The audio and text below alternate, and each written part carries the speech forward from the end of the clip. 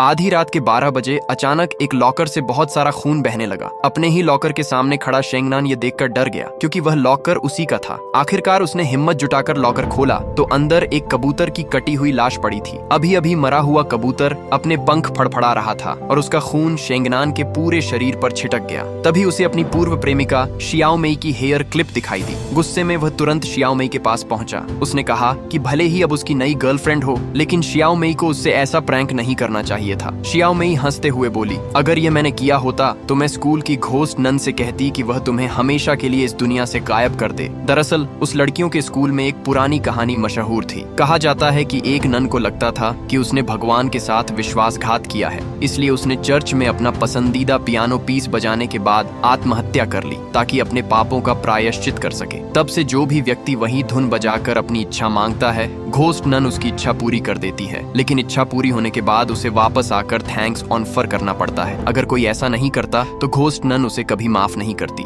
शेंगनान को यकीन हो गया कि शियाओ मेई ने उसी घोस्ट नन से उसे श्राप दिलवाया है, इसलिए उसने पहले ही कदम उठाने का फैसला किया। वह डरते डरते उस अबेंडेंड कॉन्वेंट में पहुंचा और वहीं पियानो पीस बजाने लगा। उसने इच्छा मांगी कि शियाओ मेई हमेशा के लिए गायब हो जाए, लेकिन जैसे ही धुन खत्म हुई उसने पियानो के अंदर शियाओ मेई की लाश देखी। यह देखकर उसकी डर के मारे हालत खराब हो गई। उसने सारी घटना अपने दोस्त आली को बताई। आली ने कहा कि उसे तुरंत वापस जाकर घोस्ट नन का थैंक्स ऑफर करना चाहिए, नहीं तो अंजाम बहुत बुरा होगा। वह भी उसके साथ चलने को तैयार हो गया। दोनों फिर उस अबेंडेंड कॉन्वेंट में पहुंचे और मिलकर वहीं पियानो पीस बजाने लगे। तभी एक डरावना हाथ धीरे धीरे उनकी ओर बढ़ने लगा। पीछे मुड़कर देखा तो वहाँ शियाओ मेई खड़ी थी। असल में यह सब शियाओ मेई की सोची समझी प्लानिंग थी। इतना ही नहीं, आली भी अब उसके साथ मिल चुका था। दोनों मिलकर शेंगनान से बदला लेना चाहते थे, क्योंकि उसने शियाओ मेई को छोड़कर किसी और से रिश्ता बना लिया था। इसी बीच बहस के दौरान अचानक एक रहस्यमयी हाथ आली को घसीट कर ले गया। शियाओ मेई उसे बचाने दौड़ी। तभी आसमान से अनगिनत रोजरी बीड्स गिरने लगे और चर्च की एक बेंच उससे टकराकर उसे जमीन पर गिरा देती है। वह शेंगनान से चिल्लाकर कहती है कि किसी भी हालत में पियानो पीस पूरा करो, वरना आज कोई भी नहीं बचेगा। लेकिन शेंगनान पियानो पीस पूरा नहीं कर पाया। तभी घोस्ट नन प्रकट हुई और उसकी जान ले ली। शियाओ मेई भी उसके चंगुल में फंस गई। केवल आली किसी तरह उस कॉन्वेंट से भाग निकलने में सफल हुआ, लेकिन क्योंकि पियानो पीस अधूरा रह गया था, इसलिए घोस्ट नन किसी को भी माफ नहीं करने वाली थी। आखिर में हर किसी को अपने कर्मों की कीमत चुकानी पड़ी।